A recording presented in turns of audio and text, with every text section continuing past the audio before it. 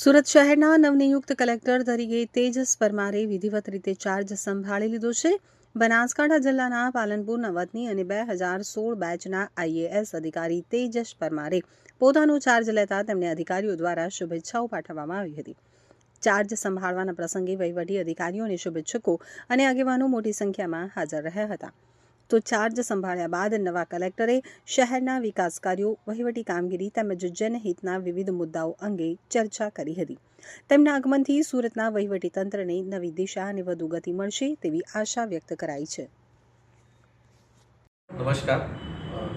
આજે 18/5/2026ના રોજ મને સુરત જિલ્લામાં મેં આજે વિધિવત કલેક્ટર તરીકેનો પદભાર સંભાળ્યો છે. સુરતની જે વણથંભી વિકાસ યાત્રા ચાલી રહી છે અને તેમાં મને એક ટીમ મેમ્બર તરીકે જોડાવાનો મને અવસર પ્રાપ્ત થયો છે. સરકારની જે વિવિધ યોજનાઓ છે તે છેવાડાના માનવી સુધી પહોંચે અને લોકોને જે મળતી મૂળભૂત સુવિધાઓ જે કલેક્ટર કચેરી તરફથી અને સરકારના વિવિધ અન્ય વિભાગો તરફથી જે સુવિધાઓ મળે છે તે તમામે તમામ છેવાડાના લોકો સુધી વ્યવસ્થિત રીતે પહોંચે તે માટેનો મારો પ્રયત્ન રહેશે.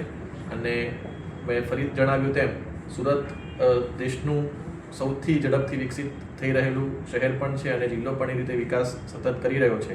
એટલે અમારા અગાઉના જેટલા પણ પુરોગામી કલેક્ટર્સ શ્રી હતા તેમના દ્વારા જે પણ નવી પહેલ કરવામાં આવી છે તેને પણ સતત ચાલુ રાખીને આગળ આપણે વધુમાં વધુ સારા કામ કરી શકીએ તેવો મારો હંમેશા આશય રહેશે અને નાનામાં નાના માણસને મદદ થાય તેવો મારો પ્રયત્ન રહેશે.